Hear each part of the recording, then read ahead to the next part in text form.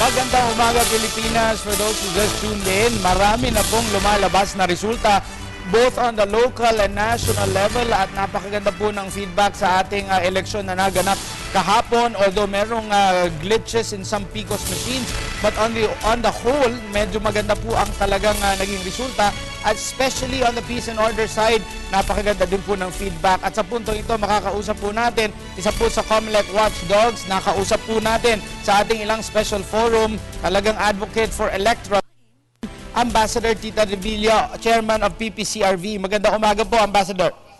Magandang umaga, Mark at Princess. Oo. Madam, ano po ang ating overall assessment sa naganap na eleksyon kahapon? I'm quite happy about it, no, na yung mga sinasabing mangyayaring catastrophes, hindi naman ganon.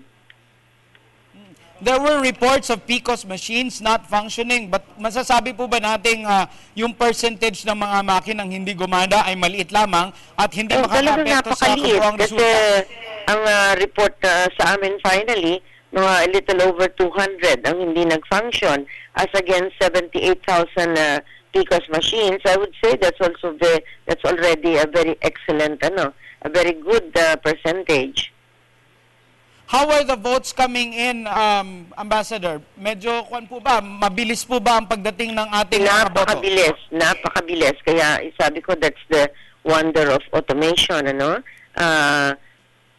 minutes after 7 o'clock, we were already receiving transmissions sa server namin. Kumpara po natin sa 2010 elections, Ambassador, did we see great improvement this year? Ang sa speed, it's about the same, no? Kaya may siguro about 2 or 3 minutes earlier, but it's about the same sa speed. Kumusta naman po yung report ng inyong mga tauhan dun sa performance ng ating mga BEI? Okay naman, although yung huli, yung sa mga ERs namin, nagka-problema na naman kasi hindi nila binigay agad. Ang iba, gusto ibigay na lang sa munisipyo. Yung mga things na gano'n na hindi namin in-expect dahil parang hindi nasunod yung general instructions. At napaka malaki ang epekto sa aming operations dahil ang mga poll watchers namin were expecting to get the election returns na dapat para sa amin right after the printing of the first 8 copies of the election returns, no? At kahit na naghintay pa kami sana ng konti bago na transmit or after transmission, pero ang mga iba, they insisted na hindi na, pagtapos na lang ng lahat ng operations at saka tawag mo sa iba sa munisipyo na lang daw kunin. Laging nagkakaproblema sa ganun sa pagbigay ng mga necessary papers or audit logs from the PCOS machine. Madam Ambassador, yung atin pong main function as a watchdog is to make sure na wala pong inconsistency at makikita po natin na yung takbo o resulta ay kapareho po na anong nakikita natin. Were there any discrepancies that you observed or is just a delay of the results that were handed to you bilang kopya nyo as a watchdog?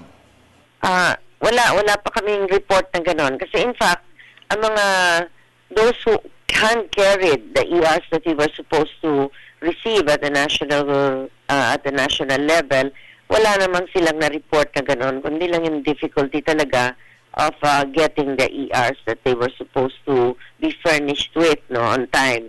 Kasi nga, dependent yung pagkatanggap namin ng mga ganung documents is also important for our operations, especially kami nag-conduct ng unofficial parallel count, Pero all told, as a whole, okay naman.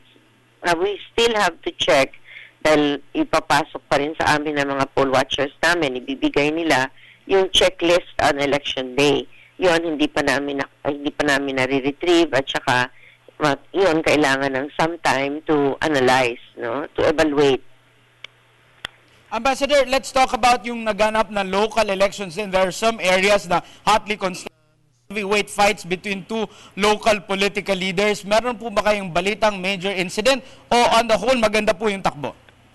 On the whole maganda ang takbo kasi Ang maraming incidents lang talaga na report sa amin because syempre yung re-report nila na right away, yung mga naging problema nga sa PCOS machines, yung hindi agad tinatanggap yung mga balota. Pero pagkatapos naman, okay na dahil yung takot nga nung kamukha sa Cagayan de Oro namin ay 13 na raw yung nagma-malfunction, ang kanilang contingency machines ay 5 lang.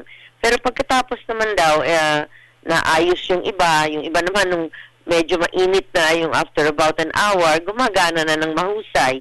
Yung mga things like that. Pero syempre sa umpisa, nakakapanik, ano? Kaya agad-agad nag-re-report sila na baka magkaroon ng magkulang ang kanilang mga contingency machines dun sa voting center. Pero pagkatapos, it normalized a bit na towards lunchtime.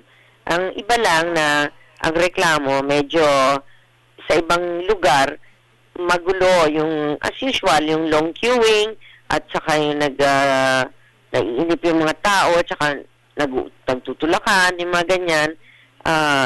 Otherwise, kaming major things at the end na nangyaring grabe. Of course, meron yung na-report namin na switching of ballots, nagkamali yung balota na yung sa Antique napunta sa Romblon napunta sa Antique dahil pareho ang pangalan pareho yung barangay, ang pangalan ng barangay.